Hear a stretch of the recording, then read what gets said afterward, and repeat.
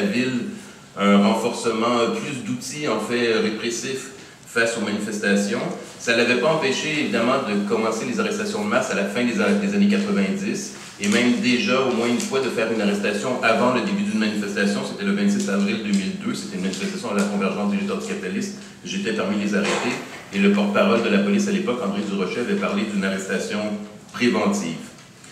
Mais finalement, c'est pendant le conflit étudiant, pendant la grève étudiante, évidemment, souvent en période de crise, les autorités prennent l'occasion pour renforcer leur autorité, que donc les services de police ont eu ce cadeau de la Ville de Montréal d'un règlement P6, donc plus d'outils pour réprimer. Et pourtant, même si c'était à leur demande, on dirait que le SPVM n'est même pas capable de bien comprendre le règlement P6 et de bien l'appliquer. Je ne suis pas juriste, mais le juge Richemont, donc en février, a vraiment rendu un jugement totalement destructeur de la manière dont le SPVM applique mal en fait le règlement P6, ce qui explique évidemment que plusieurs des causes sont tombées. J'espère que l'histoire se rappellera de Marc Parent comme le chef de police le plus répressif de l'histoire de Montréal. On nous l'avait présenté quand il avait été nommé, vous vous rappellerez peut-être, comme le Obama de la police de Montréal. C'est un drôle de piège. Et j'espère qu'on se rappellera aussi de Yann Lafrenière, le porte-parole du service de police de Montréal, comme un modèle à étudier sur la propagande, en fait, dans les cours de communication et les cours de médias.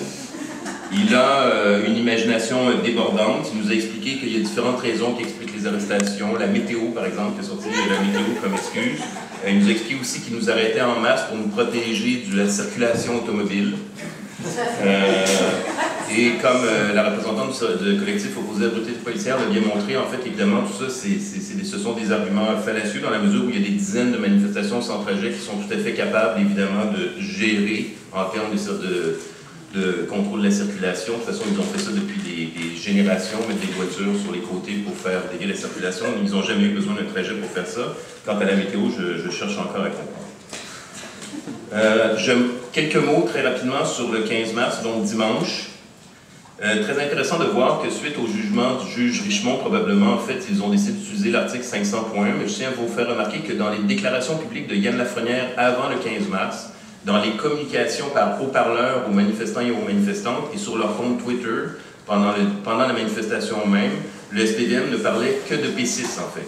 Il nous annonçait que la manifestation était illégale en raison de P6, qu'elle allait être illégale en raison de P6, qu'elle était illégale en raison de P6, et qu'en raison de P6, il fallait qu'on se disperse. Et pourtant, quand les contraventions étaient émises, c'est 500.1. Donc, il semble y avoir encore une confusion dans la police quant à l'interprétation de la loi et quelle loi utiliser.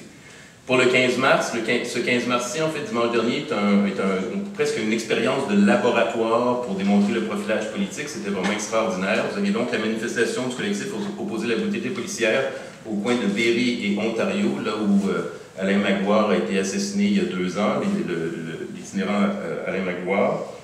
Et donc, pour ce rassemblement, il y avait, comme d'habitude, l'hélicoptère, des centaines de policiers, la cavalerie, les unités anti-émeutes, etc. L'encerclement était déjà prévu. En fait, ça a été une question de quelques mètres, et puis tout le monde était encerclé. Au même moment, il y avait une autre manifestation contre la brutalité policière, qui était la manif féministe contre la brutalité policière, à laquelle j'étais. C'était au même moment, c'était au Carré Philippe. Le point de rassemblement était au Carré Philippe. C'était une manifestation annoncée sur les réseaux sociaux, par tract, etc.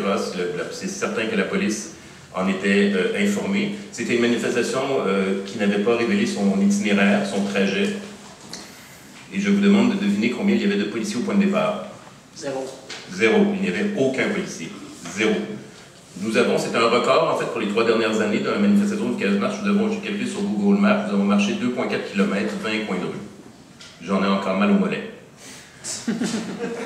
Ça a pris à peu près 5 ou 6 coins de rue pour qu'une voiture patrouille finalement arrive et découvre qu'on existe. Elle a commencé à nous escorter par en arrière en nous déclarant que la manifestation était illégale, mais tolérée tant qu'il n'y aurait pas d'acte criminel posé. Et on me dit que sur les ondes des communications